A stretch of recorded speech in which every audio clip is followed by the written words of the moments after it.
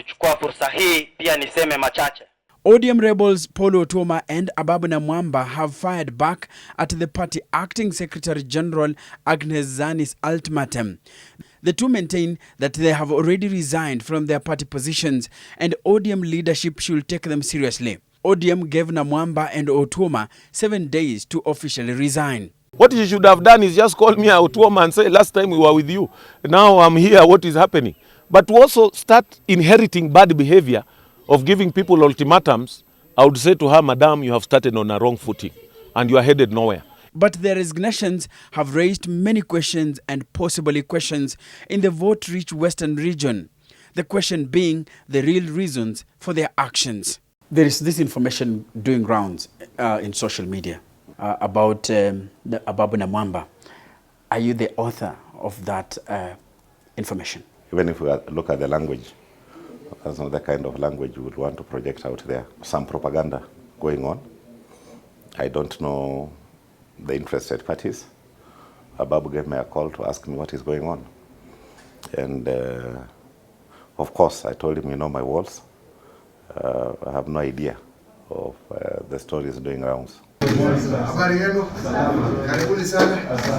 The dissolution of New Ford Kenya to join the Jubilee Party and the imminent defection of some Western MPs led by Ababu Namwamba from ODM have turned Western into a battleground zone. After the 2007 elections, Raila Odinga commanded massive support from the region, and the opposition chief is keen to retain and solidify that support, lining up a week-long tour of Western Kenya starting Monday.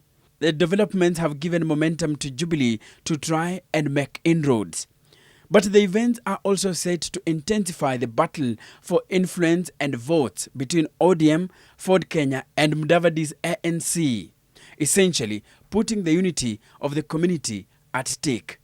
Jirongo says his talks with Namwamba have also reflected on 2017 and the need for Luhya leaders to work together. It's not the first time that the top leadership in the community has tried to come and work together. When we put up a serious bid for the leadership of this country, and that will happen. I don't see next year being the usual support for other candidates. We will put in a very serious, very serious bid. I'm seeing that. Maybe you're not privy to the discussions we've been having with Musalia, with Wetangula, but I believe we will be able to put up a very serious bid. People can come in unless they talk to leaders and unless leaders come together. And unless the research we have commissioned says we don't have candidates. The current constitution now, if Luhyas vote as a bloc, either for a Luhya or for an outsider, with the numbers that we have and other people voting the way they want to vote, we can vote for a rerun. And then have whoever will negotiate with whoever will be number one. Other than people coming to poach us and say, I want here, I want here. We can stand and say, this is the way we are voting.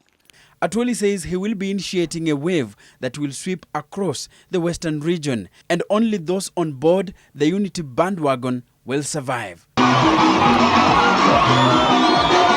He says the people of Mulembe are only waiting for direction, which will be declared early next year. If you are in this party, you are in that party, you are in that party, the time of going home has reached. And if you don't go home with us, you will remain irrelevant. Whoever will not be with us, I'm telling you, you will be either with us or you are lost. And we have a record of everybody. And when I will be going around reading the record of everybody and his or her interest, nobody will vote for them. And I can assure you 99% who will not do what the Luhya voters want will be relevant. Enock Sikolia, NTV.